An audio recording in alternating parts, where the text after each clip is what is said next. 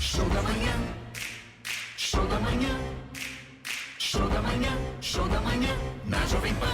Olá, Marcos Vinícius. Olá, Siri, bom dia. Regina Bittar, bom dia. Audiência ultraplanetária dos ativistas da felicidade. Começando agora mais uma edição da sua primeiríssima rádio revista Show da Manhã.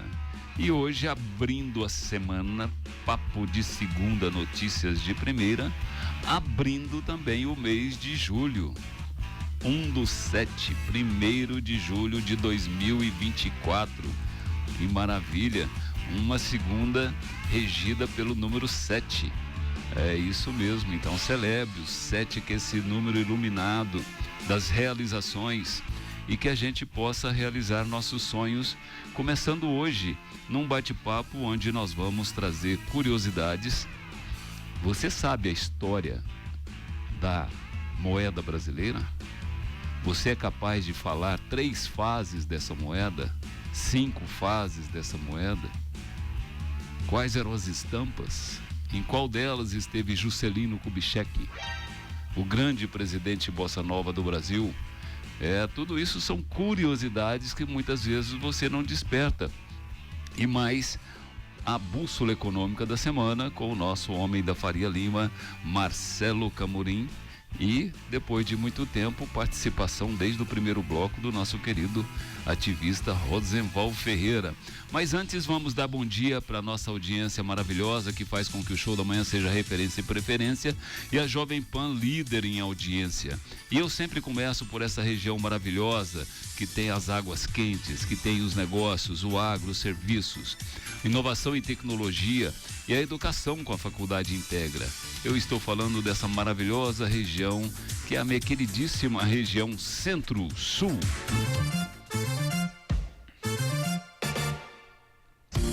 Mais de 65 municípios conectadíssimos nessa conexão que eleva a frequência. Jovem Pan Centro-Sul 105.7, 4 anos conectada com vocês, 4 anos levando sempre essa energia, essa frequência e esse movimento de quem acredita que a vida tem que ser vivida como ela é, porque é uma dádiva cósmica divina. Bom dia, Alessandra, Sérgio e Mayra, nossos ativistas que conectam essa região com a maravilhosa energia da 105.7, e essa região que tem no turismo quântico e termal seus 2 pilares de conexão global, suas famosas águas quentes em Rio Quente e Caldas Novas. Então, muito bom dia a todos conectados, muito bom dia a toda essa audiência maravilhosa, e eu viro a página e vou para a região metropolitana de Goiânia.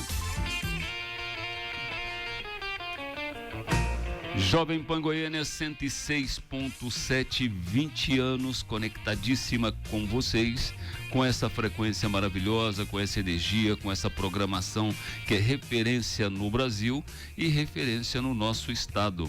Então, muito bom dia a todos conectados, bom dia a quem nos acompanha no YouTube, no Facebook e no Twitter, e bom dia a todos os ativistas e principalmente aqueles que celebram o Show da Manhã. Então vamos dar bom dia para nossa audiência e agora para nossa inteligência aqui no Estúdio Marelli, o ambiente motiva, o estúdio da Jovem Pan, onde nesse momento acontece a sua primeiríssima rádio revista Jovem Pan, e eu começo dando bom dia para ele, Rosenval Ferreira. Muito bom dia. Muito bom dia, Marcos Vinícius. Eu sempre disse isso.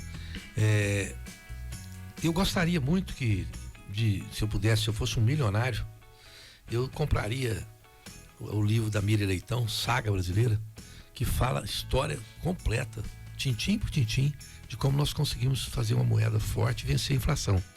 Porque isso foi, talvez, a primeira vez no Brasil onde um grupo, e um grupo de políticos até antagônicos, se reuniram e disseram: não tem jeito, nós precisamos resolver esse grave problema nacional. E ele foi resolvido. Então ali, quem leu esse livro, e eu exorto as pessoas que leiam esse livro, porque ele conta a história da criação da nossa moeda que venceu a inflação. E isso não foi uma coisa fácil, porque precisou o pessoal deixar o egoísmo de lado, deixar as condições partidárias para resolver um problema nacional. Então eu acho que é um exemplo de que nós podemos resolver qualquer problema grave nacional se a classe política se unir. Então leiam esse livro que eu Eu indico altamente. Muito bem, e vamos lá para ele, Marcelo Camorim, muito bom dia. Bom dia, Marcos Vinícius, Rosenval, a toda a equipe da Jovem Pan e, obviamente, a toda a audiência do Show da Manhã do Brasil inteiro. Pois é, Marcos Vinícius, antes de nós falarmos dos 30 anos do Plano Real, a semana passada eu embarquei com o time do Vila Nova e ele empatou. Será que eu dei azar a eles? Não, você deu sorte. Dei sorte. Deu sorte porque ele empatou fora de casa, foi um ponto Então foi sorte. Conquistado, né? Poderia ter vindo com a derrota de 3 pontos. Então não teve ganhador, mas todos dois se beneficiaram. É aquela conta que você ganha, mesmo não ganhando. Engraçado, esse final de semana foi cheio de novidades, porque sábado se celebrou o último dia de festa junina, que foi São Pedro. E São Pedro, juntamente com São Paulo, as pessoas esqueceram do dia de São Paulo, que é juntamente com São Pedro, que são as armaduras contra todos os males do século. Eles representam as grandes armaduras contra os males do século, que quando foram canonizados, os males eram outros. E hoje nós não vivemos mais com os príncipes potestados, os donos do inferno, mas a gente vive com a coisa chamada mercado, que é tão infernal quanto e que rege o planeta todo. E aí, Camorim, uma provocação para abrir o primeiro bloco, antes de eu chamar o mantra do Cury, porque parece que o mantra do Cury está muito sintonizado com o bate-papo que nós fizemos ontem do Movimento dos 300 sobre faça uma revolução na sua vida, seja um rebelde com causa ou seja um ativista da felicidade. E com essa história do mercado, parece que a euforia que muita gente tomava conta de alguns líderes, como recém-empossado a novidade da América do Sul chamado Milei, e o PIB da Argentina saiu um PIBzinho que preocupa todo mundo, porque fizeram um sensacionalismo sobre os planos, sobre o combate à inflação, e o PIB vem nanico. O que isso tem a ver na relação com o mercado? Por que o PIB não reage na mesma proporção que o mercado às vezes cria entusiasmo? Como é que é isso?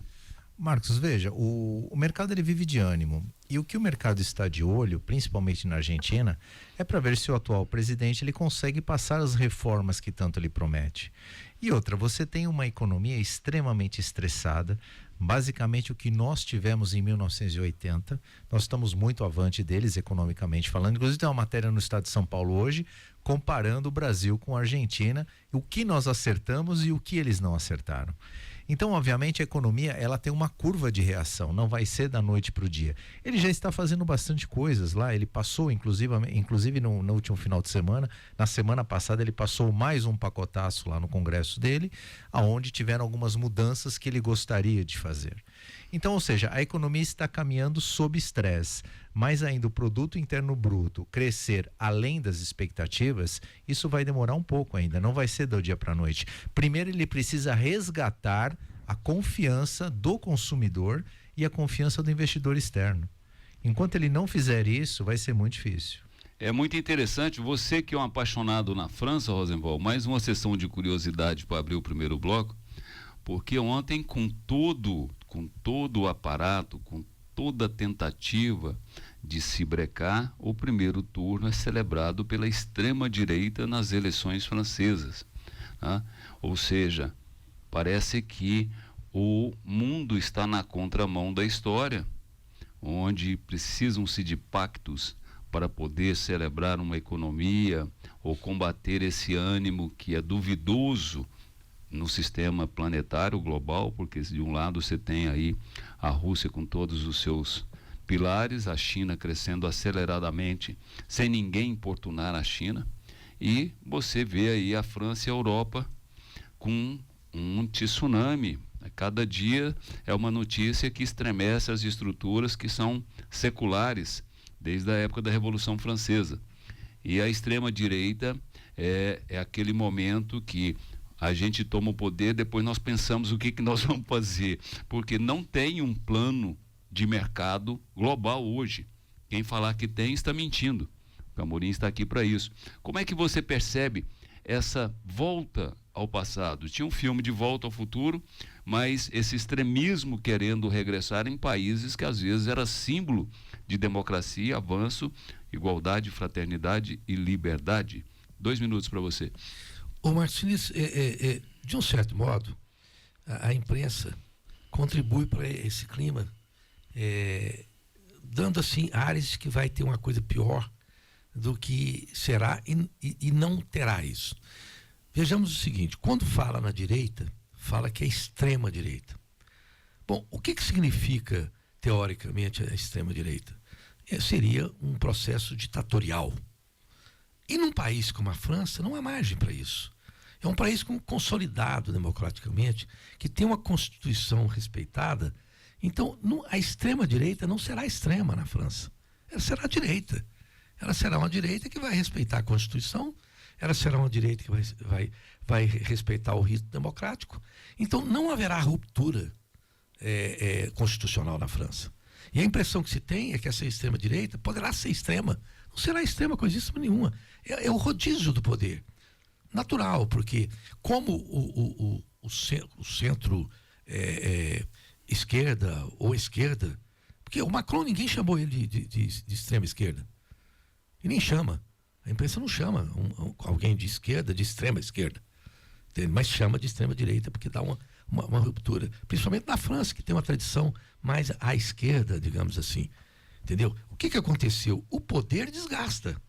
Naturalmente, você fica muito tempo no poder, aí as coisas não se resolvem a contento, alguém pensa em mudar o status para ver se a direita dá conta de resolver. É o rodízio do poder natural. E tem essa impressão, falsa impressão, de que, nossa, vai haver uma ruptura na França, então esses brucutus vão fazer o quê? Vão virar ditadores? Eu entendo perfeitamente que a França vai continuar o seu rito democrático e, claro, tem bandeiras da direita que são próprias da direita. Isso provavelmente terá uma tentativa de ser exercida, mas não passa disso, Marcos, nisso. Mas é importante a gente relembrar que o Macron, além de ser uma jovem liderança que aconteceu recentemente na Europa, porque quando ele assumiu pela primeira vez a presidência, ele era um dos mais jovens, e ele nunca foi nem de esquerda nem de extrema esquerda, porque ele sempre foi de centro para a direita, porque ele era ministro do Sarkozy, que era considerado um homem de centro-direita, né? E o Macron sempre foi rotulado de homem de mercado, porque ele era ministro das Finanças, né? Então, ou seja, ele era o ponto de equilíbrio entre os dois extremos. E essa nova nomenclatura de extrema-direita que a imprensa está dando, na verdade, na França é uma realidade. Eu acompanhei as eleições do Macron na sua primeira eleição, e os mesmos agentes que estavam tentando ter o poder naquela época do primeiro mandato são os mesmos agora, que é liderado pela Le Pen, que é uma tradicional extremista desde a sua origem política, porque seu pai, seu avô, ou seja, tem uma escola nesse sentido. Mas o grande lance aqui é que a gente que é ativista do mundo, a gente é ativista das coisas se engrenarem, essa divisão num país tão amadurecido como a França, porque nós não estamos falando de uma democracia recente ou de uma história recente como é a história do Brasil. A França é um pilar e um berço de toda essa evolução da humanidade cultural, onde foi cenário de grandes acontecimentos históricos, principalmente desse mundo que a gente via tão distante antes da inovação em tecnologia. Uma notícia da França para chegar aqui há uns 20 anos atrás demorava semanas, e hoje você acompanha diretamente. Então, a preocupação é outra. Países que às vezes estavam amadurecido o processo, de repente vem um tsunami, dá uma cambalhota e começa um jogo como se a gente voltasse no século XV, século XVI, onde os extremismos querem ocupar a qualquer custo um processo. E nós já passamos por essa escola. Nós tentamos em algumas partes, como planeta, como cidadão global, e nós temos referência ao que aconteceu em vários países com esses extremismos, principalmente no momento de economia global que não é lá tão sustentável. A gente está vendo aí o processo nos Estados Unidos. Então, o que é bom para os Estados Unidos hoje não é bom mais para ninguém, nem para o Brasil. Que tudo que era bom para os Estados Unidos era bom para o Brasil. E você vê um presidente da República passando pelo que está passando o presidente dos Estados Unidos, que sempre foi a referência, né, da América, ou seja, um senhor que mostrou uma debilidade e uma falta de vigor físico e mental para poder conduzir um país no momento que a economia não é mais como nos anos dourados. Então, tudo isso, as pessoas deveriam era fazer uma reflexão de falar, opa, o que acontece lá pode desequilibrar ali. O que está acontecendo na França pode desequilibrar todo o processo da Europa. Desequilibrando o processo da Europa, enfraquece a América. Enfraquecendo a América, ganha protagonismo mais acelerado quem? Os dos olhos puxados, e não são os japoneses, são os chineses, que vêm aí acelerando todos os processos de economia, inovação, tecnologia, e tem hoje uma parcela considerável que está sendo dominado pela China. Então o mercado sabe disso. Inclusive ontem eu fiquei muito impressionado, só para a gente fechar essa abertura do programa, eu recebi do Luiz Massaro, que é um arquiteto urbanista que tem uma participação em quase todo o planeta com ideias e soluções, e que está acontecendo uma grande inovação na China. Aqui nós estamos falando de BRT, a China agora lançou o ART. Sabe o que é ART, Camorim? Não. ART, você sabe, não. Rosenval? A sigla não, mas eu sei dessa inovação tecnológica. O ART é um trilho, um super trem, não é isso?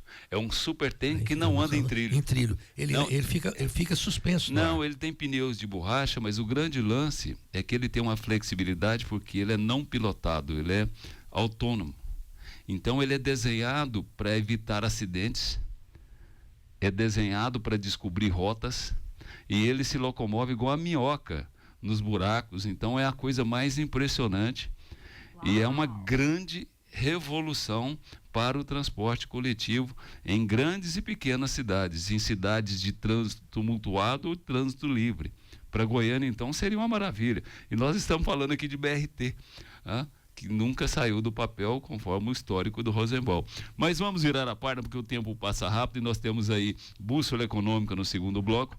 Eu vou chamar um anjo acelerador, porque você sabe que educação é um trampolim para uma nova cultura cidadã, e educação para o show da manhã é tudo. Por isso você tem que continuar sua história com muito mais sucesso, você tem que estar na Faculdade Integra, do grupo Unifazan, nota máxima no MEC.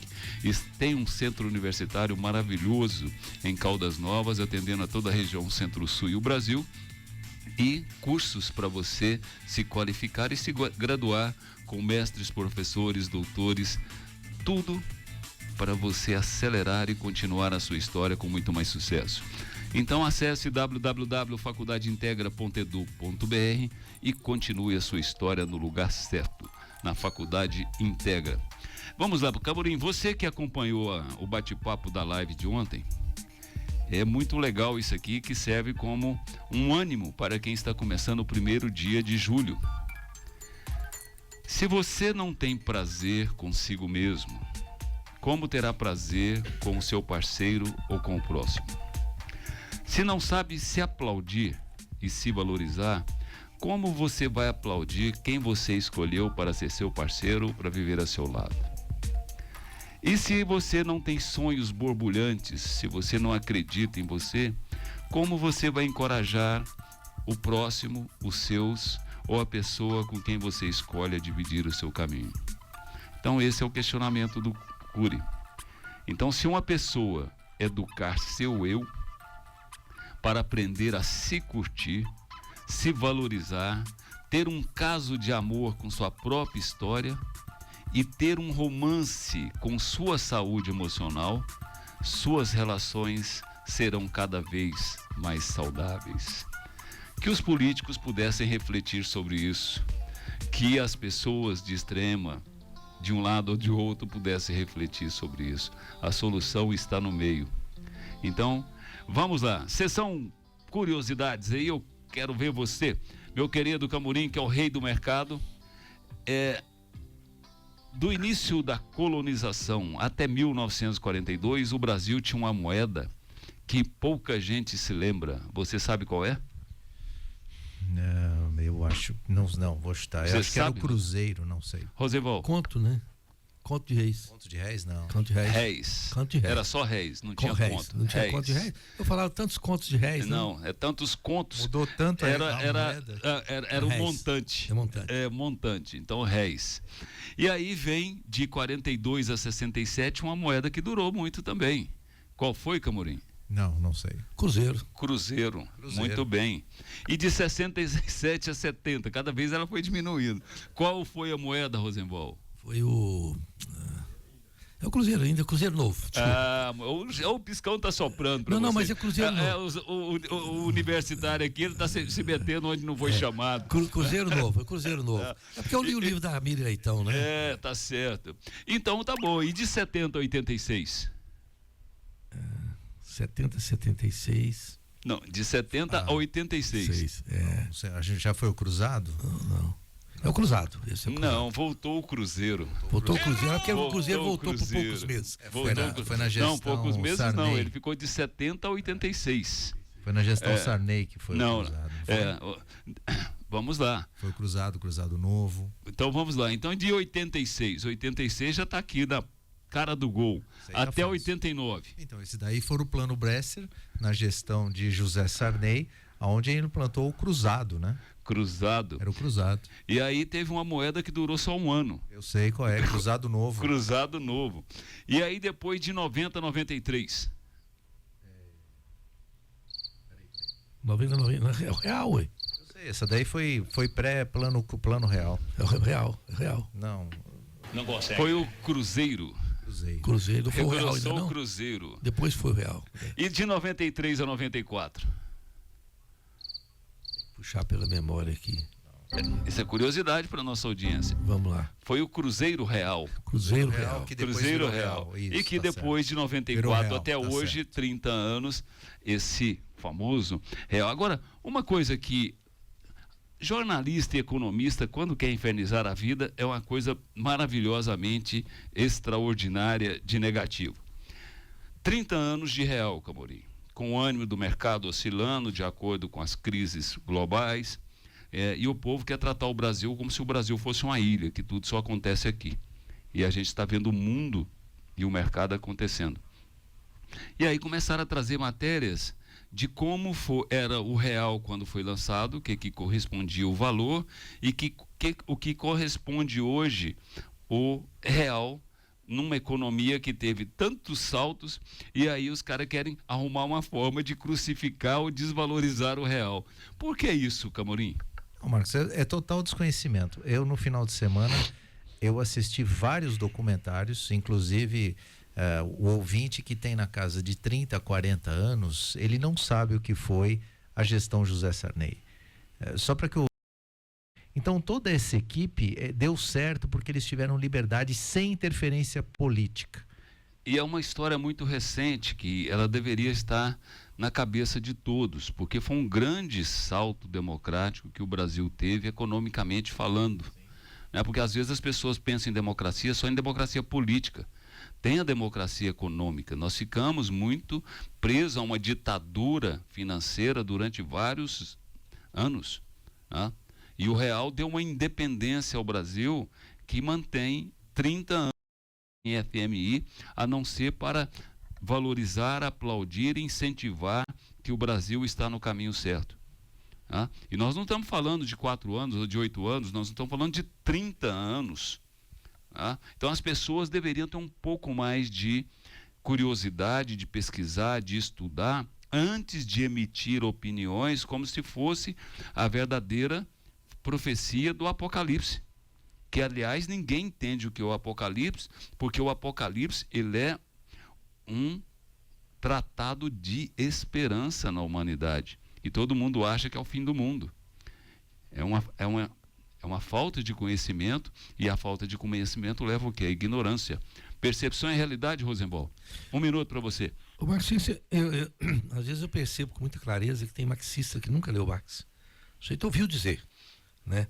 Tem pessoas, por exemplo, que falam do plano real, mas nunca leram um livro sério sobre o plano real, como esse da Miriam Leitão, repito, e vai por diante, a falta de conteúdo, de conhecimento. E eu tô pasmo, por exemplo, com jornalistas que se apresentam como jornalistas de ponta. Eu não vou dizer só em Goiás, não. A minha realidade é de Goiás, então eu conheço de Goiás. Eu não sei como está a realidade dos jornalistas de São Paulo. Eu não estou lá, ou do Rio, ou de Belo Horizonte. Mas aqui eu vejo para você que o pessoal é de uma superficialidade que assusta. Porque você vai conversar coisas mais profundas, de uma forma séria mesmo, o pessoal não tem estofo, não tem conhecimento, você até desiste, né? E a falta de conhecimento leva a análises errôneas, e muito errôneas sobre qualquer tema, né? Eu vejo, por exemplo, a falta de conhecimento básico, eu vou passar de um assunto para outro, mas tem a ver com economia, como da bancada evangélica, que está ferrenhamente contra a abertura de cassinos no Brasil, como se nós fôssemos os únicos povos do planeta que não fôssemos adultos ainda. Quer dizer, acima de virado. O Brasil não está preparado para isso. O Brasil está preparado para o que quiser. É preciso haver, assim, um espírito de progressista no Brasil, sem essa coisa muito xiita de ver o mercado, não é? Então, são assim que funciona. São extremistas. São extremistas, né? Não, tem extremismo, todo mundo fala que é de direita e esquerda, não existe extremismo de direita e esquerda, existe extremismo. Assim como fundamentalismo. É como foi a tal da PL do aborto, que eles tomaram a vaia nacional da população brasileira. Porque, então, uma mulher que é estuprada, uma criança que é estuprada, não pode fazer um aborto em função de uma sobrevivência mental, física e biológica. Então, onde é que esses caras estão? Em que caverna eles se esconderam e agora saíram à luz como se fossem os profetas, não? Que vieram fazer uma nova revolução espiritual no planeta. Então, os extremistas sempre vão ser extremistas. E isso chama-se ignorância. É não conhecer a evolução da humanidade e os princípios básicos da coletividade da humanidade. Eu vou chamar mais um anjo acelerador, porque conteúdo é seu maior patrimônio, então você tem que conhecer a GASC e entrar para o mundo das plataformas. Acesse gasc.tv e monetize exponencialmente em todos os canais, proporcionando experiências exclusivas para seus clientes e seguidores. Percepção do primeiro bloco, Camorim, 1 minuto para fechar. Marcos, veja, o extremismo ele não leva a lugar nenhum. E um braço de guerra que hoje está acontecendo no Brasil especificamente é a luta do governo federal contra o mercado. Então, o Plano Real, ele veio para fortalecer os fundamentos da economia que deram certo, que é um pouco contrário ao discurso, o que está acontecendo hoje com relação ao governo federal. Então, o ponto principal dessa reflexão, Marcos, é o seguinte: você não vai ganhar esta queda de braço com o mercado. Que inclusive o Boletim Focus já saiu, e nós vamos falar no próximo bloco, saiu quentíssimo. Imagina como vai ser o humor do mercado essa semana.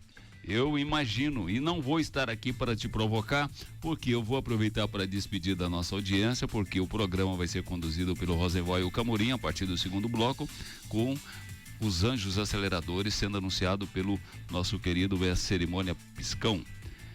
Então eu fecho esse bloco com a ADEME. Você sabe o que é a ADEME? Associação das Empresas do Mercado Imobiliário, que garante esse mercado que é referência nacional, é um mercado empreendedor de inovações, que emprega, que gera um PIB, participa ativamente do PIB goiano.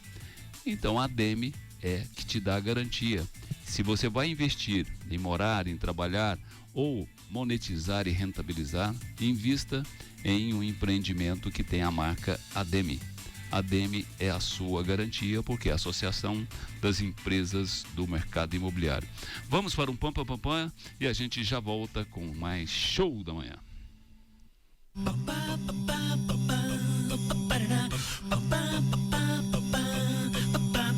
Com papo de segunda, notícias de primeira. Show da Manhã trazendo esse bate-papo com os ativistas da felicidade, a bússola econômica da semana com Marcelo Camorim e as curiosidades, né, que ninguém nunca teve coragem de te contar. E agora você fica sabendo, né? Basta continuar conectado com a gente aqui no Estúdio Marelli. Hoje, a partir de agora, aliás, sem a presença do nosso grande mestre Marcos Vinícius, mas temos aqui o nosso grande jornalista Rosenval Ferreira e o homem da Faria Lima, Marcelo Camorim. Com vocês. Marcelo Camorim, eu disse aí no bloco anterior que eu lamento, por exemplo, que a criação de cassinos no Brasil seria pontualmente, né? Poderia ter restrições, não deveria ser cassinos em todo lugar, e sequer cassinos assim, pelo cassino em si, pelo jogo, mas pelo entretenimento, por restaurantes, por músicos.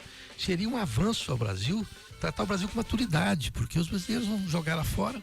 Você veja, Portugal tem 10 cassinos fabulosos que fazem o turismo. Vários países do mundo fazem disso uma forma de arrecadação não só nacional, sob o ponto de vista de impostos, etc., e agilizando empregos, como uma atração internacional.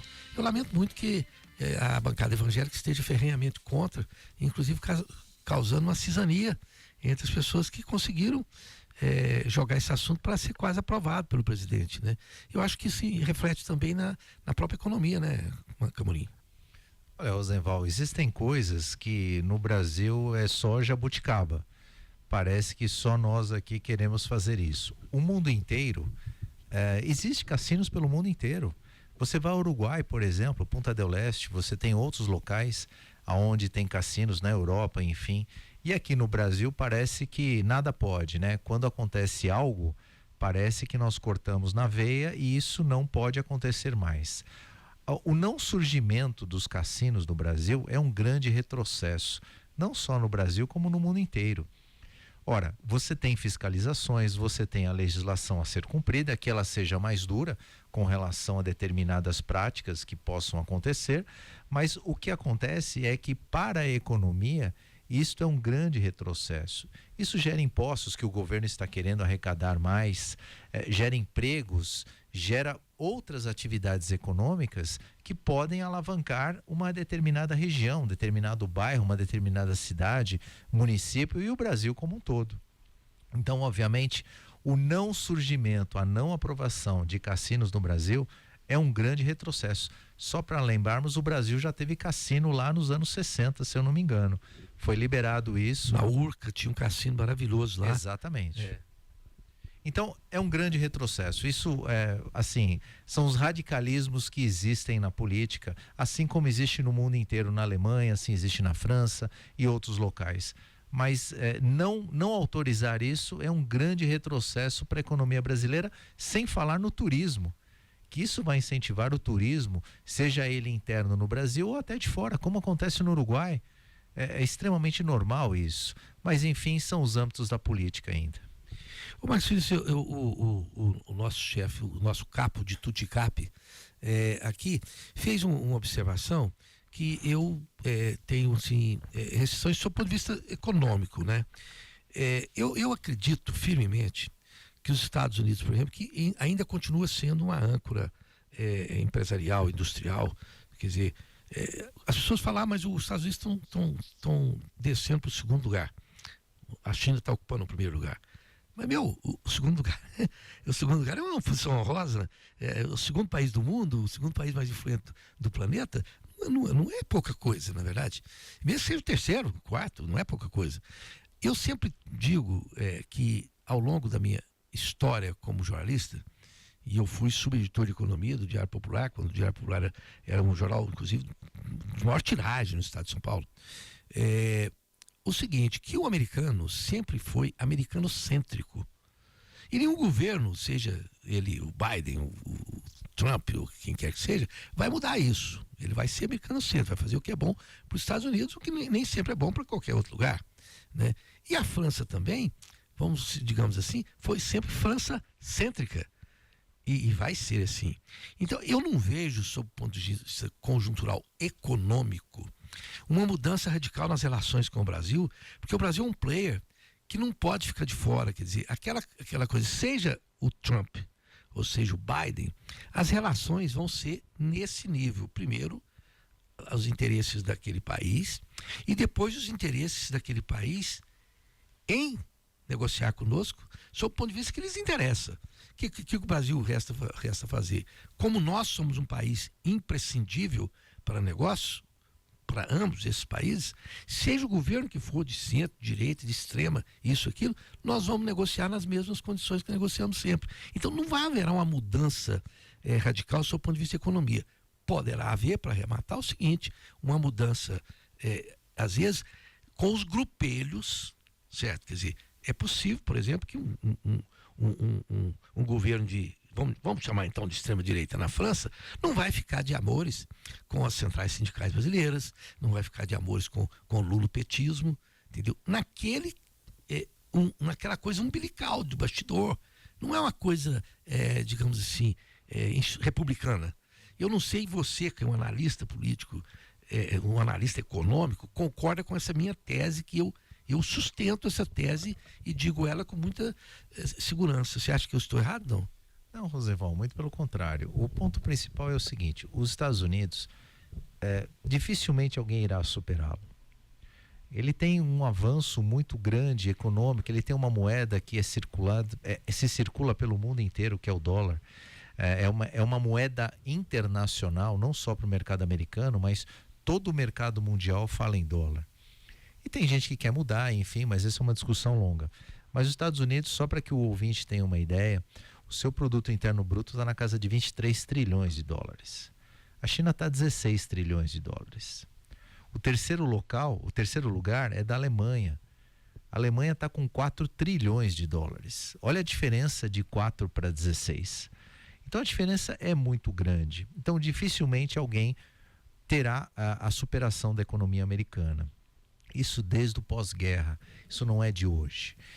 Um segundo ponto que você comenta é sobre o Brasil. Veja, uma coisa é o que as pessoas que têm um ente político dizem. Política é algo, economia é totalmente diferente. Eu vou dar um exemplo do Milei, que eu vou dizer que é um extrema direita, as suas posições. Ele já vai conversar com o Xi Jinping, que ele falava na sua campanha que nunca conversaria com um comunista ou socialista ou qualquer outra coisa. Então, economicamente, o Brasil, ele é um dos maiores países das Américas. E sem falar que, se nós colocarmos só São Paulo, são as 10 maiores capitais do mundo. O produto interno bruto de São Paulo, ele supera vários países da Europa. Então, economicamente, o país, isso, se nós falarmos aqui, se nós juntarmos o PIB do Centro-Oeste especificamente, dá um PIB muito maior do que vários países. Então, potencialmente, o Brasil, ele tem uma economia onde é interessante para todos nós. Todo mundo está de olho no Brasil. Senão as multinacionais não estariam aqui. Como foram embora as multinacionais da Argentina? Então, aqui no Brasil, elas falam, mas a Ford foi embora. Foi embora por uma questão estratégica e não por uma questão política. Tanto é que a Ford saiu, já entraram outras duas chinesas, e tem mais querendo entrar. Então, às vezes, a gente tem um discurso político que não tem nada a ver com economia. Não são coisas que conversam. Economia e política, eles estão relacionados, mas jogo é jogo, treino é treino, Rosenval. Mas eu vejo nessa perspectiva que as pessoas se preocupam demais com quem vai ficar, o que vai ocupar o cargo em democracias consolidadas. Por exemplo, o que pode fazer o Trump nos Estados Unidos que vai dar uma reviravolta? De forma alguma. O que pode fazer a Le Pen, né, que chama lá na França? É Le Pen? O nome dela é Le Pen. Na França, extrema-direita, sim. Que vai mudar o cenário da França na relação com outros países, né? Eu digo com democracias consolidadas, porque, por exemplo, se você for para falar, não, o Putin não é uma democracia consolidada, é uma pseudo-democracia, é uma democracia extremamente relativa. Você vai para a China, nós temos um caso único, onde há um partido que é muito forte, que dita as normas. E dita normas de quê? Dita normas capitalistas. Vamos faturar, gente.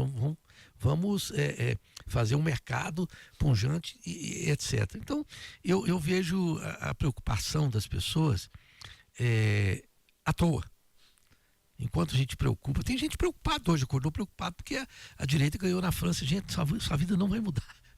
Praticamente nada. Até pergunto para você, Camille, que é um especialista, o que pode mudar? Eu fico pensando o que pode mudar e eu vejo que não pode mudar quase nada. Então, veja, Rosenval, as pessoas confundem um pouquinho, vamos aqui esclarecer um pouco para nossa audiência. Quando você fala do avanço da extrema-direita, não é um avanço de economia, é um avanço político. O que defende a extrema-direita na Europa? Por exemplo, na Alemanha, como por exemplo na França, o que eles defendem?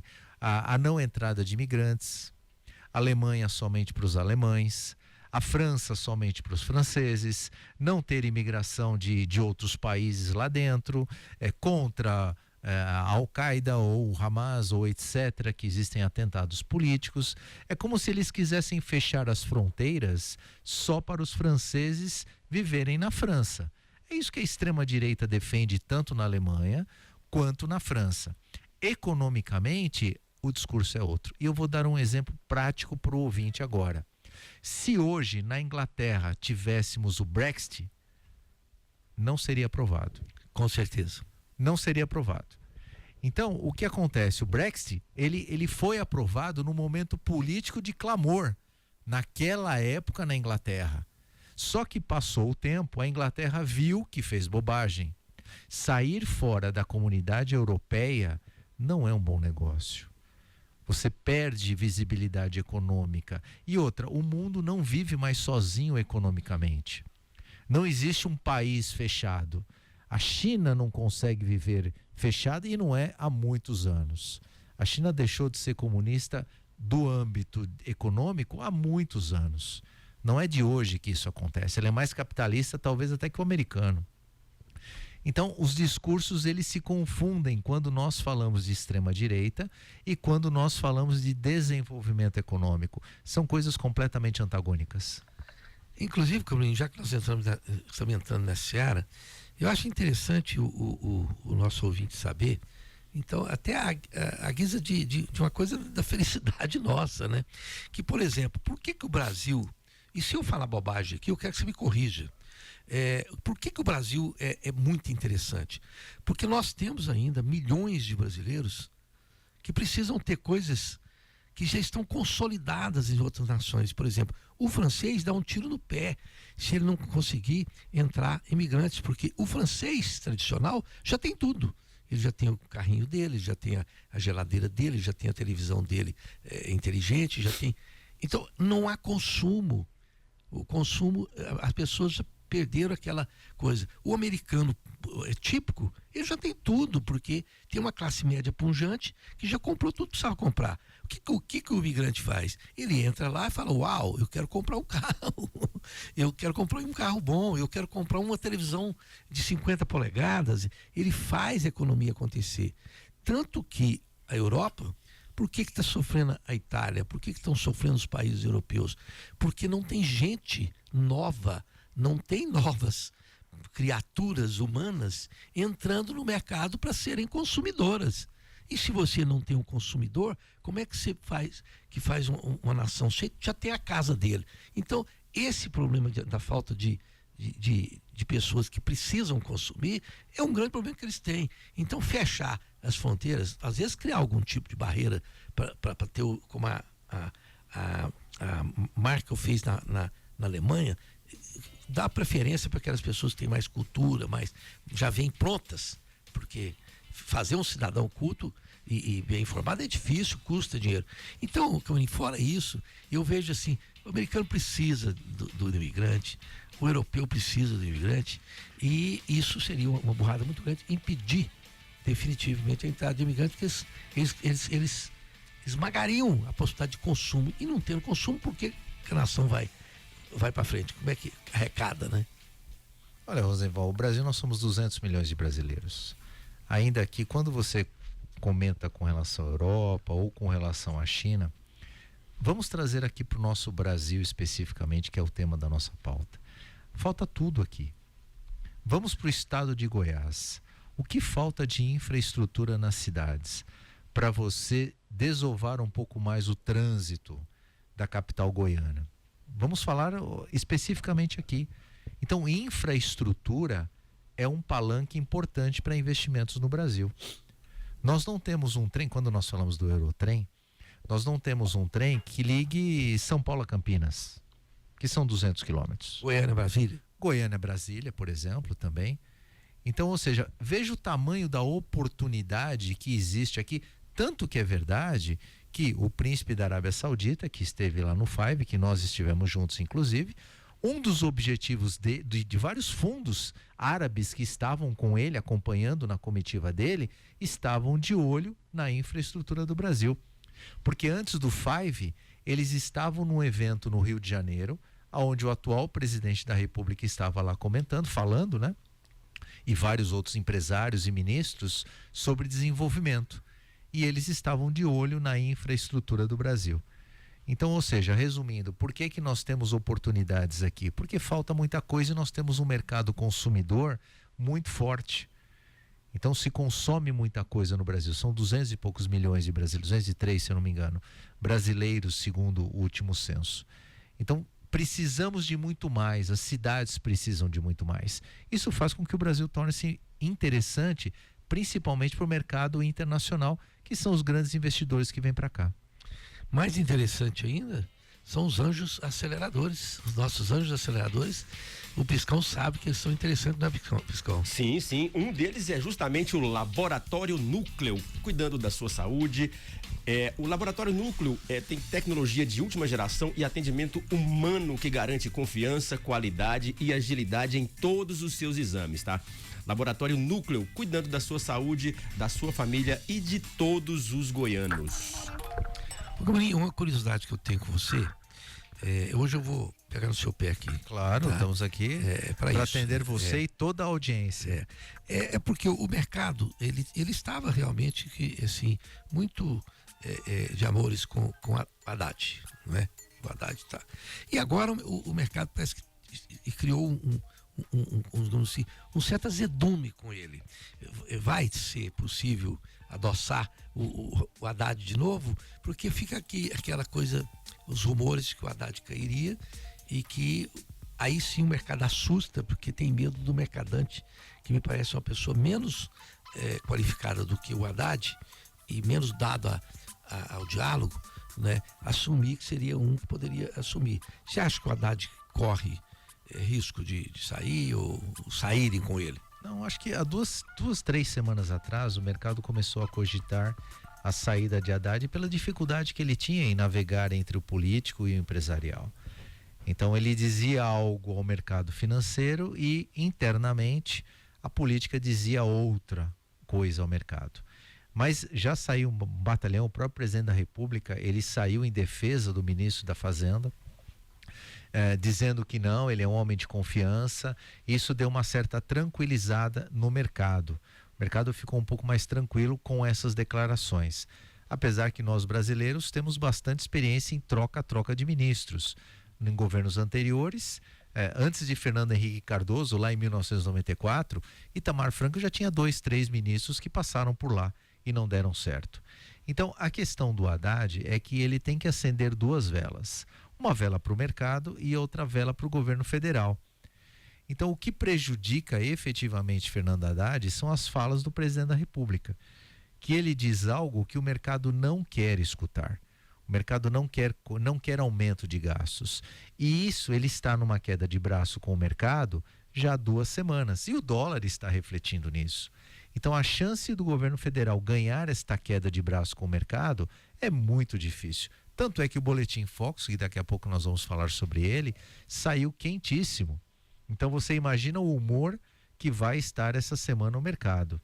Então essa queda de braço, ela se dá muito mais pelas falas do presidente da República do que qualquer outra coisa. E ele diz que não. Mas sim, a partir do momento que ele fala em aumento de gastos, pode ter certeza que o mercado vai reagir.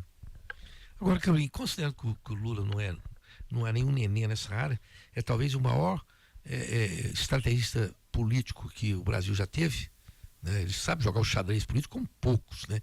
O Lula está sendo irresponsável, ou ele está testando porque o Lula sabe que o que fala tem repercussão negativa ou positiva mais do que ninguém.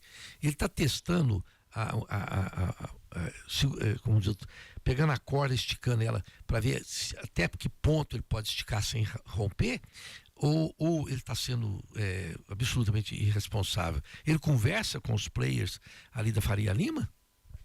Na verdade, o presidente da República, ele é um homem muito inteligente. Não vamos tirar a sua inteligência, porque ele conhece. Já estamos no 3º mandato dele, fora os 2 de Dilma, que ele também teve uma grande influência. Então ele é um homem experiente na política. Agora, o ponto principal é que a bandeira que o partido dele defende, economicamente falando, significa que o Estado é a mola propulsora da economia. Então, a esquerda acredita que o Estado é um ser presente na economia, que é diferente das outras correntes, por exemplo, da direita. Entende? Um Estado mais leve, um Estado não muito com interferência na economia, que é o que defende a bandeira da direita, principalmente os economistas de direita, de um livre mercado. Agora, existe uma queda de braço entre o Partido dos Trabalhadores, que defende, obviamente, o Estado mais inchado, um Estado com maior investimento, e aonde que o mercado entende que não. Veja, Rosenval, quando as pessoas escutam falar essa questão de mercado, falar este tema de contas públicas, nós não estamos falando, e é muito difícil o ouvinte entender isso, porque ele escuta notícias e ele fala, nossa, mas a inflação está dentro do controle, está dentro do controle, está 3,70, 3,80, está muito bem. Quando nós falamos de economia, para que o ouvinte possa entender, nós estamos falando para 2027, para 2028, não estamos falando para 2024. Então, toda essa preocupação de gastos do governo são para 2027, 2028. É onde vai dar o maior problema. Que a próxima eleição é 2026, talvez se o governo investir em economia, usando o Estado, talvez a economia até cresça. Ela até possa ser mais pujante, porque o Estado vai colocar dinheiro na economia. Agora, o problema é 2027, 2028, como serão as contas públicas, que é muito difícil para o ouvinte entender isso. Que se chama uma coisa que o Brasil tem ojeriza, e eu digo que tem ojeriza até por causa, devido a um DNA nacional, que chama-se planejamento, não é? Eu conheço poucas pessoas, eu me incluo entre elas, que faço planejamento a longo prazo. Faço planejamento a curto, médio e longo prazo. E nós temos uma tradição de fazer planejamento só a curtíssimo prazo, né? Inclusive, isso se reflete nos políticos, que eles são oriundos da própria sociedade, né? Não vêm de Marte nem de Vênus. Então, nós temos uma certa restrição, não sei, é um problema nacional, que é o sentido do planejamento, né, Camorim? Olha, Rosenval, isso vem muito da nossa cultura.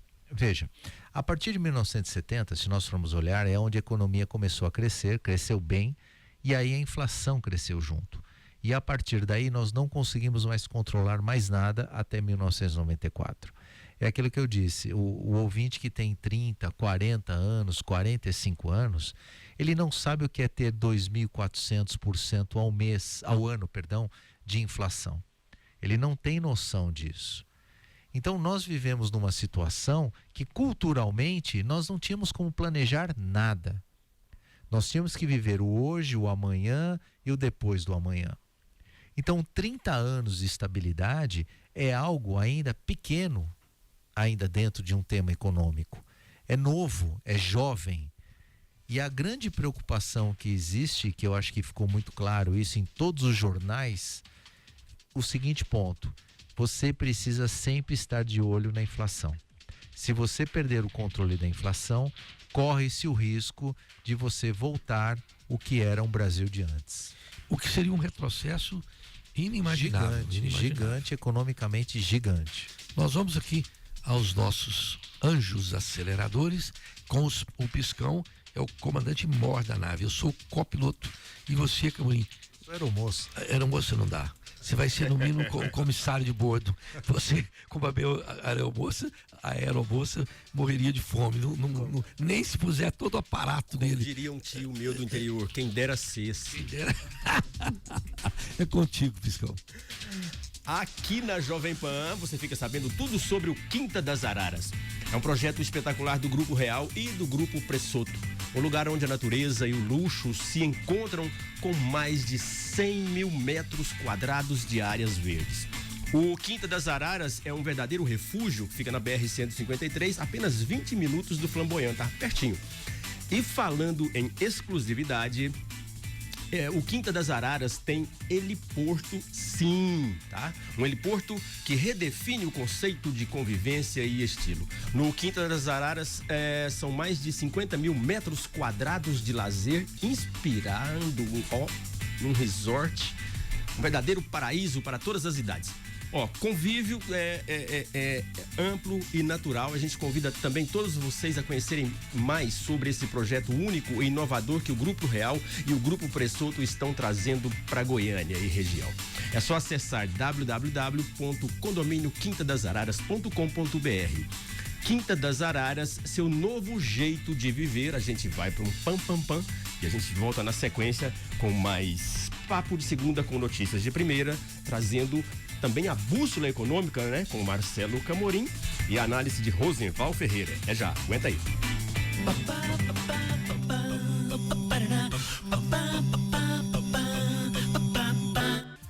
E os ativistas da felicidade, justamente com a bússola econômica da semana, com Marcelo Camorim, as curiosidades que ninguém nunca teve coragem de te contar, e vão ser reveladas pelo Rosenval. O Rosenval disse que não fofoca, ele apenas comenta. Como é que tinha uma pessoa que fala, eu não invento, eu só aumento, alguma coisa assim, né? Nelson Rubens da Jovem Pan. Mas Camorim, antes de você falar o Boletim Focus, eu acho que uma vez você explicou, mas carece de explicar novamente, o que é o Boletim Focus? Quem está por detrás do Boletim Focus? Porque às vezes a pessoa não sabe o quanto isso tem qualificação, quem são as pessoas, como é que é feito esse boletim, porque às vezes a pessoa acha que é no espirro de alguém que decidiu fazer um boletim qualquer, né? Você pode rapidamente primeiro explicar o que é o Boletim Focus, quem está por trás? O Boletim Focus é um boletim que é emitido pelo Banco Central do Brasil todas as segundas-feiras às 8h30 da manhã. Para quem que o Banco Central emite? Para o mercado financeiro. E essas entidades começam a entender quais são os rumos da economia. Como o Banco Central chega nisso? Como é que ele emite o Boletim Focus? Ele faz uma pesquisa, aproximadamente com 120 economistas do Brasil, que são aqueles economistas mais influentes na economia, e ele pergunta quais serão os próximos passos, como vai se comportar o produto interno bruto, como vai se comportar a inflação, o dólar, a taxa de juros. Ele faz essa pesquisa para estes 120 economistas e eles respondem. E aí o Banco Central forma a sua opinião e divulga o Boletim Focus. Então não é um boletim que ele é solto pelo Banco Central porque o Banco Central acha que vai ser assim. Não funciona. Ele pergunta ao mercado e o mercado responde para ele. E ele forma a sua opinião e divulga oficialmente esse boletim para todo o mercado. É assim que funciona o Boletim Focus. Agora, ele saiu agora às 8h30 da manhã e ele saiu quente. Então veja, o IPCA, que é o indicador oficial da inflação brasileira, ele demonstra aumento. O que isso significa? Que há 4 semanas atrás ele estava a 3,88% ao ano. Hoje ele está a 4%. O produto interno bruto vem crescendo na casa de 2%, que já era previsto. O câmbio, que ele era 4 semanas atrás a 5,05%, ele está hoje projetando a 5,20%. O mercado vai entender ainda que o câmbio está nervoso e a inflação é alta. Isso significa o quê? Talvez até um aumento de taxa de juros pelo Banco Central na próxima reunião. Então, o Banco Central está de olho nesses indicadores e é importante que o ouvinte saiba que o controle da inflação cabe ao Banco Central do Brasil. É ele que controla a inflação. Então, se sair fora da meta estipulada, automaticamente ele tem que explicar ao ministro da Economia, ao Conselho Monetário Nacional, por que a inflação saiu fora da meta. Então, por isso que existe essa guerra. O Banco Central é independente, ele não tem influências políticas, é difícil a sociedade entender, mas essa é uma ferramenta muito importante para controle da inflação. Agora, trazendo aqui para o Brasil, nós vamos ter alguns indicadores. A semana ela está um pouco fraca, não está muito quente não. Nós vamos ter a divulgação da Federação Nacional de Distribuidores dos Veículos Automotores, que é a FenaBrave, vai divulgar os emplacamentos, que isso é um impulsionador da economia. Quanto mais carros emplacados, significa que o mercado de automóveis está mais aquecido. E ninguém compra um carro à vista, Rosenval. Todos compram com crédito. Então, isto é uma justificativa para que o segmento de automóvel esteja aquecido. Então, será divulgado hoje a quantidade de emplacamentos, será solta hoje. E no campo político, o atual ministro da Economia está debruçado junto ao Congresso para avançar na reforma tributária. Lembrando que já foi aprovada lá atrás e agora nós estamos nos detalhes das aprovações de alíquotas, enfim, o modus operandi desta reforma tributária. Isso é muito importante para o governo, para que ele possa cumprir logo a sua meta. E lá nos Estados Unidos, o Biden tem um problemão, que hoje é o indicador do emprego. Esta semana sai o indicador do emprego nos Estados Unidos, que aqui no Brasil nós chamamos de CAGED, lá nós chamamos de payroll, e lá vai sair quanto está o emprego americano. Se ele vier aquecido, automaticamente os juros vão ser mantidos no mercado americano. Isso é um grande problema para o atual presidente da República. Eu penso o seguinte, que se o Lula ficou agastado porque o Banco Central não diminuiu o juro, né, manteve, se aumentar ele vai ter um saricutico, né? Quer dizer, mas eu acho que essa cruzada do presidente para tirar a independência do Banco Central, ela é inócua, porque me parece que nesse sentido, e aí cabe a você me dizer, me parece que uma das poucas coisas onde o Congresso Nacional, o Senado, aquilo que representa o poder legislativo, né, uma das poucas coisas que há uma unanimidade, inclusive até de economistas ligados ao governo, o que me parece muito saudável, porque você veja bem que o Copom, né, ele foi unânime, e ali tem homens de altíssima confiança do Lula, tanto que votou contra a diminuição de juros, um camarada que eu esqueci o nome dele, que está cotado para substituir o atual... Gabriel Galípolo. O Gabriel Galípolo, que está cotado, é um homem de confiança do Lula. Seu presidente do Banco Central. Seu presidente do Banco Central. E ele teve maturidade para dizer, não, senhor, o atual presidente do Banco Central está certo, não é? Que ele defendeu a ideia de que não podia. Então, eu creio que a maturidade no sentido de independência do Banco Central me parece uma daquelas coisas que o Brasil alcançou, e isso é salutar para o mercado também, não é? Rosenval, se nós estivéssemos falando no primeiro mandato do atual presidente da República, talvez até ele conseguisse reverter, porque nós tínhamos um Congresso muito diferente do que nós temos hoje. Então hoje você percebe pautas, por exemplo, que o atual presidente do Senado, ele diverge do presidente da Assembleia, dos deputados, da Câmara dos Deputados. Eles divergem de opiniões. Foi o caso do aborto, aonde passou em regime emergencial na Câmara dos Deputados, e o presidente do Senado falou, não, aqui não. Se chegar aqui, vai passar por todas as comissões e vai ser muito bem debatido. Isso é um pequeno exemplo. Outro exemplo que o presidente do Senado já comentou, que não passa qualquer mudança de independência do Banco Central do Brasil. Então seria um retrocesso muito grande, e o Senado, tanto a Câmara dos Deputados quanto o Senado, eles não estão mais, pelo menos demonstram isso, não estão mais à mercê de pautas do governo federal. Eles parece que adquiriram opinião própria em vários temas. E o governo está com uma certa dificuldade em passar algumas pautas. Então a reversão da independência do Banco Central vai ser muito difícil. E se houver, vai ser um burburinho no mercado financeiro inacreditável, porque é um retrocesso. Você acha, Caburim, que uma pergunta que não quer calar, o dólar, porque tem gente que diz, ó, uma vez que o dólar subiu, para descer ao patamar razoável, né, demora, é uma coisa complexa. Mas eu pergunto, as pessoas quase não sabem disso, você pode esclarecer, há um patamar razoável do dólar. Ele não pode ficar muito abaixo do que é essa razonabilidade, nem muito acima, né? Aí eu pergunto, hoje, o que o mercado considera como razonabilidade do seu ponto de vista do dólar? Então, o dólar, segundo os especialistas, segundo o próprio Banco Central, se nós tivermos um dólar por volta de R$5, ele está dentro de uma banda razoável. Abaixo disso, significa que não é uma boa opção. Você não valoriza as exportações. E muito acima disso, você vai ter um problema na inflação. Vamos lembrar que alguns insumos aqui no Brasil praticamente são convertidos em dólares. Então você compra no mercado internacional e chega aqui você é convertido em reais. Então isso causa um aumento de preços. Então um dólar muito alto não favorece. Vamos lembrar que o dólar ele sobe e desce em virtude de rumores tanto da política quanto de cenários mundiais. Tem coisas que nós não controlamos.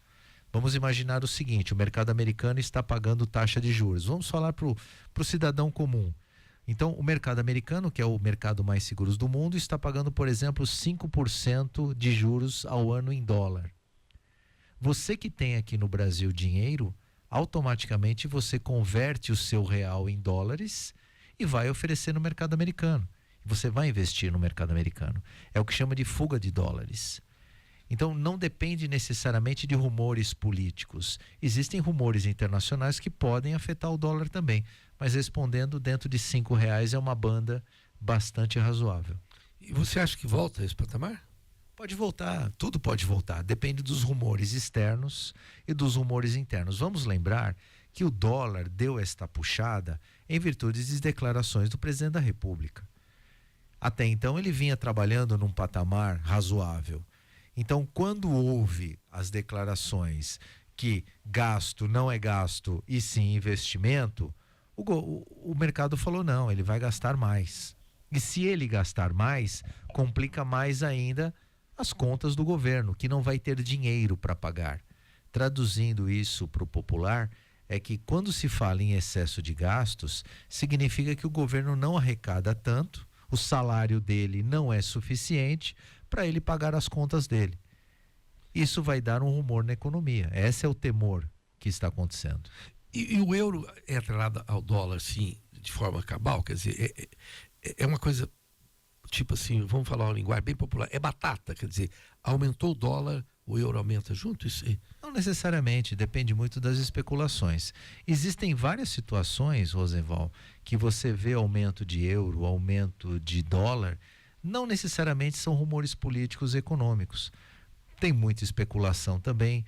Lembrando, para que o ouvinte entenda, o aumento e a queda, ele está muito mais ligado a rumores do que efetivamente fatos. Então soltam-se rumores no mercado e de repente o dólar sobe, o euro desce, não são coisas entreligadas, não são coisas relacionadas. Pode ser que tenha um movimento na Europa que está ligado a dólar, que está ligado a euro, perdão, e que o dólar não tenha efetivamente uma variação muito significativa. Então depende muito, não é, uma coisa não caminha junto com a outra. Para quem quer fazer turismo na Europa, isso é uma informação muito importante, né? Ficar de olho nisso. Há, Camorim, algum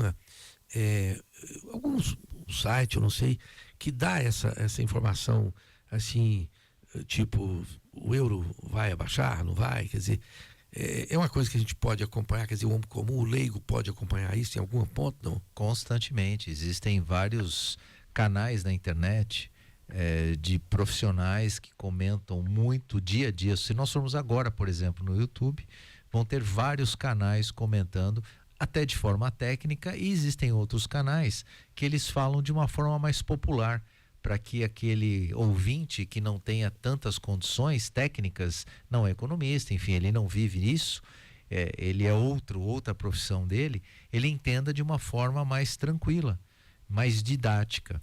Então, ou ele pode procurar na internet, ou ele vai no canal do YouTube, ou ele vai no próprio Valor Econômico, ele pode ir em vários blogs da Faria Lima, porque hoje a comunicação, Rosenval, ela não está ligada diretamente àquelas pessoas técnicas. Hoje você pode ler um jornal Valor Econômico que não necessariamente está 100% técnico. um médico pode ler, um arquiteto pode ler. A comunicação ela ficou muito tranquila e não somente técnica, como algumas pessoas pensam, que parece que jornal de economia são só para os economistas. Não, não é verdade isso. O cidadão comum também pode saber de economia e deve, né? Bom, voltando um pouquinho à América Latina, para a gente entender como essa segunda-feira, né, da felicidade, mas uma segunda-feira que pretende ser uma bússola econômica, né? O Milei dando certo na Argentina é bom para o Brasil, né? Sem dúvida. E às vezes há uma torcida muito grande, por exemplo, como o Milei é da direita, né? E não sei se pode chamar o Milei de direita radical. É uma extrema direita, talvez ele seja. Sob o ponto de vista econômico, dá para chamar ele de extrema direita. Eu não sei que medidas ele tomou, mas é muito centralizado também, né? Então seria uma direita radical na centralização, né? Porque tanto a direita quanto a esquerda tem uma tendência a não só centralizar, como ditar normas, né?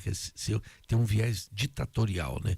Mas esse do Milei parece que é uma estratégia que está dando certo, apesar de ninguém ter acreditado dele. Ele sempre foi batizado de El Louco, né? Quer dizer, o El Louco agora está lúcido? Não, Rosival, veja, o Milei ele é um economista extremamente capaz. Não é porque ele tem aquele cabelo desarrumado, porque ele é incapaz, não. Ele é um homem do mercado, né? Ele foi economista-chefe de alguns bancos na Argentina. Ele tem muito conhecimento técnico, que servia muito para o mercado privado.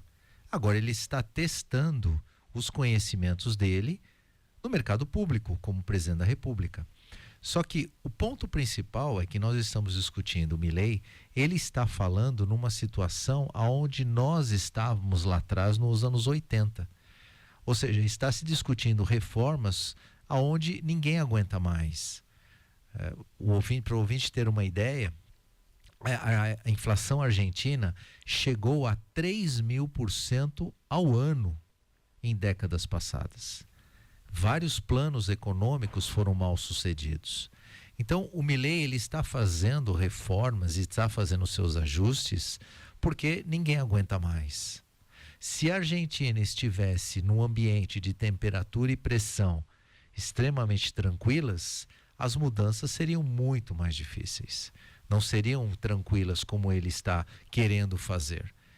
Então ele está querendo poder para quê? Para ele, o Milei defende um Estado menor. Ele não quer uma economia inchada, um Estado inchado, que é diferente do que defende o governo brasileiro. Então essas reformas que ele está fazendo é justamente jogando para o mercado. O mercado está adorando o que ele está fazendo. E ele é um homem inteligente, ele vai conseguir. Se ele tiver poder político, ele vai conseguir. Só lembrando que se a Argentina estiver bem, é bom para o Brasil também. Vários turistas vêm para cá, para o Brasil. Nós temos um intercâmbio de produtos muito bom. Vinhos, automóveis, outras coisas ajudam bastante a economia brasileira e a economia argentina. É bom para os dois lados. Isso é interessante, a pessoa, que agora a gente tem que torcer para o Milei, seja ele quem for, não é? E nós temos aqui, não sei se você tem acompanhado, a Colômbia, por exemplo, que entrou agora num processo complicado. E aí, Camorim, me vem aqui à tona que quando a pessoa é responsável e entra com um espectro político, ela tem a sabedoria de dizer, poxa, eu não posso fazer isso. Porque você veja que o jovem presidente chileno, ele entrou no Chile com um viés muito... talvez poderia até chamá-lo de uma esquerda fervorosa, ou radical, não sei, mas fervorosa definitivamente, né? A ausência de outra palavra.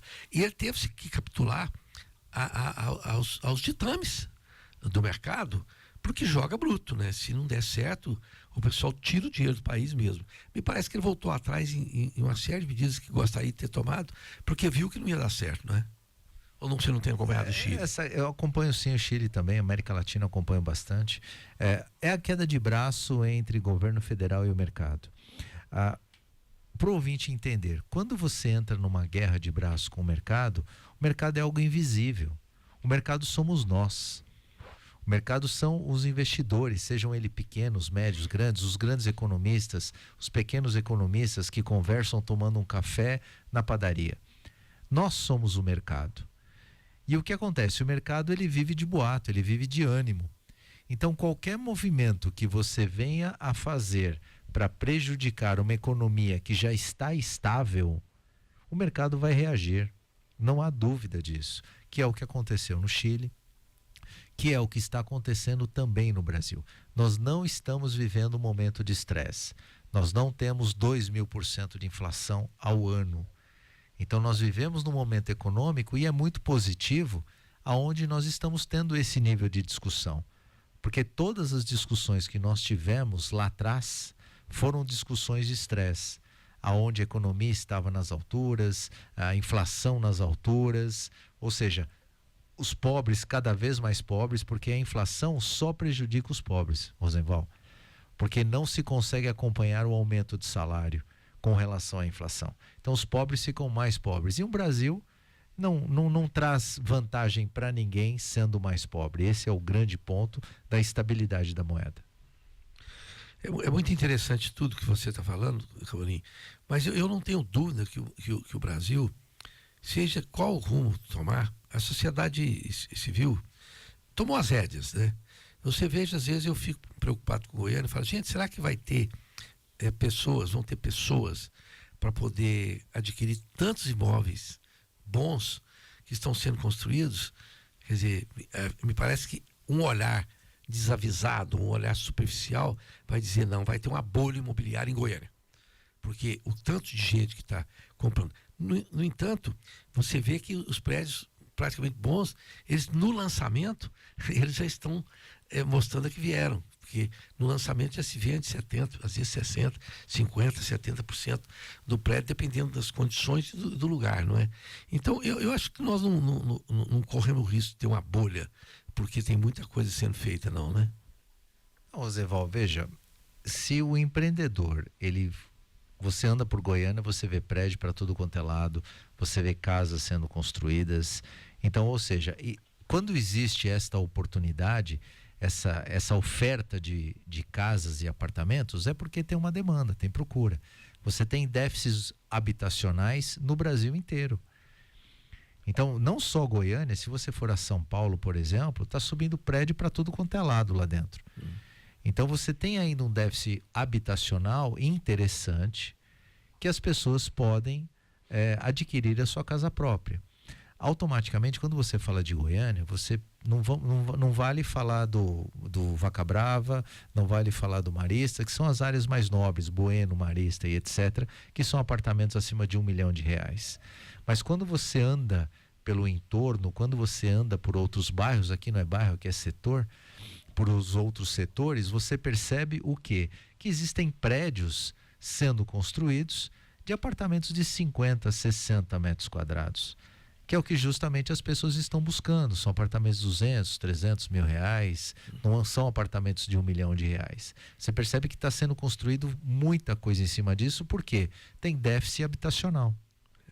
A gente percebe que os apartamentos que falam em 350, até 400 mil reais, estão sendo muito procurados e não há esse produto, né? Na verdade, esse produto, hoje, se você procurar ele, seria uma sorte de encontrar. E a nossa locomotiva, que é São Paulo? Essas escaramuças da possibilidade de entrar o Boulos, que tem um viés de extrema esquerda, né, em São Paulo, e aí o Pablo Marçal, fazendo uma diferença muito grande. Quem diria, né? O Pablo Marçal fazendo diferença. Você acha que a locomotiva está em perigo?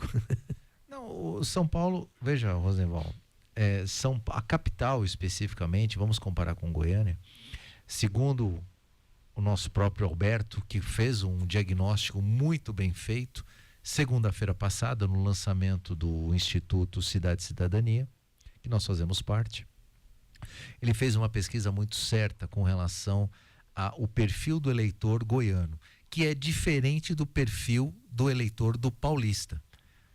Então, na capital, especificamente, a capital não é direitista. Nunca foi.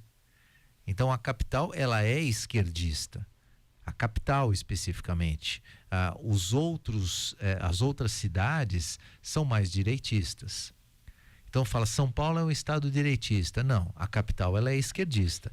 Diferente de Goiânia.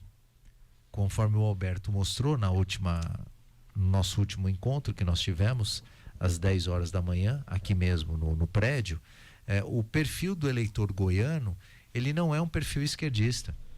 Ele é um centro-direita, segundo a pesquisa do Alberto. Então a chance de um esquerdista ganhar aqui em Goiânia é muito pequena. A chance de um esquerdista ganhar em São Paulo, na capital especificamente, é muito grande. Nós já tivemos vários presidentes petistas. Luiz Erundina foi prefeita de São Paulo. Nós tivemos o próprio Fernando Haddad, também prefeito de São Paulo. E nós tivemos o Zé Serra, que é o PSDB, ele é um centro-esquerda, ele nunca foi centro-direita. Então, a esquerda na capital, ou centro-esquerda ou esquerda, ela sempre foi muito bem vista na capital de São Paulo, que é diferente de Goiânia. Aqui é o centro-direita ou a direita, é onde o eleitor gosta mais do perfil do candidato. Perfeitamente, Camurim. Infelizmente, o nosso grande programa já acabou? Hoje, acabou, Camurim. Tá no fim. A economia é assim, você começa a puxar uma cordinha e outra puxa eu outra. Eu falei do Divertidamente 2, que é o mantra do programa, ia comentar com o Marcos, porque se você não for, vá assistir, tem muito a ver com o programa, porque Divertidamente 2 já arrecadou até agora $1 bilhão. Nossa. Nas bilheterias, tá certo? E ele lida com as emoções. Puxa vida. Que tem muito a ver com o programa. Mas eu vou corrigi-lo economicamente, que aqui nós só arrecadamos R$1 bilhão. Não foi de dólar, né? Né, Piscão? Nossa, aqui nós somos mais modestos. Foi em real mesmo, viu, Caminho? Vou só falar de uma empresa genuinamente goiana, que é a GPL Incorporadora, que atua há 31 anos aqui em nosso mercado. A GPL tem um alto padrão construtivo e conceito de seus produtos como prioridade. GPL, viver é essencial. Vamos então para as considerações finais aí? Primeiramente, agradecer a toda a audiência que nos acompanha todas as segundas, terças, quartas, enfim, que vem aumentando cada vez a audiência desse programa. Ao meu amigo Rosenval, infelizmente Marcos Vinícius teve que se ausentar, mas com certeza estará aqui amanhã. E um agradecimento a toda a equipe da Jovem Pan e muito obrigado por você, ouvinte, estar conosco até agora. Espero que você tenha já se atualizado para a semana inteira, para que você faça bons negócios e tenha uma semana muito produtiva. Olha, minhas considerações finais aqui, eu quero dizer o seguinte: é preciso tranquilizar as pessoas para pararem de sofrer à toa. Tem gente sofrendo porque a esquerda ganhou em algum lugar ou que a direita ganhou em algum lugar. Então é o seguinte, seja de direita ou de esquerda, viu? Vai trabalhar, acorda cedo e se tranquilize. Porque se você fizer a sua parte, né, não tem problema, ninguém vai mudar um país a partir do exterior. O que a gente muda é aqui dentro. Nós precisamos trabalhar e esquecer essa coisa de esquerda e direita, porque senão a gente sofre aqui e sofre lá de uma coisa que pode não fazer a menor diferença na nossa vida. Então, é a lição do programa de hoje, eu acho que é isso, é o Camurim aí dando as informações precisas sobre o que afeta o Brasil de verdade. Agora, essa coisa aí lá fora é só um fla-flu mesmo, né? A gente torce para um time que ganhou aqui, outro ali, né? Deixa os times ganharem e deixa eles em campo mostrarem que vieram, porque eles vão ter que jogar. Seja a esquerda ou a direita, vai ter que administrar bem, não é isso? Perfeitamente. Como diria a grande filósofa Dilma, não sou contra nem a favor, pelo contrário. Pelo contrário. E se atingir a meta, a gente dobra. A meta, estoca vento, faz um monte de coisa. Agora sim, definitivamente, chegamos ao fim, mas antes a gente vai falar que casa não é apenas o lugar onde se mora. Pode ser aconchego, conforto, festa. Casa, na verdade, é onde você expressa quem você é. Por isso, ao longo de quase 80 anos de história, a Líder oferece soluções completas e personalizadas para a sua casa ficar do seu jeito. É o design com alma brasileira, feito sob medida para você. Visite a loja lá na T2, número 109, no setor Bueno, e surpreenda-se. Líder, a qualidade e a sofisticação que a sua casa merece. Vem viver a Líder, vem viver o melhor do design com a alma brasileira. Com esse mantra, então, chegamos ao fim de mais uma edição do Show da Manhã aqui, ao vivo do Estúdio Marelli, o Ambiente Motiva. A gente aproveitar para agradecer aqui, né, a nossa bancada de hoje, composta por Rosenval Camorim, logo após a participação, claro, a abertura do grande mestre Marcos Vinícius no primeiro bloco. Vamos agradecer a presença da Isadora, nossa jornalista. Também a Nawali, né, em espírito. Agradecer o Paulo, a Alessandra, o Sérgio e a Mayra, nossos âncoras, né, nossos representantes em Caldas Novas. E dizer que amanhã tem mais Show da Manhã aqui direto do estúdio Marelli da Jovem Pan. Fiquem com Deus e até lá.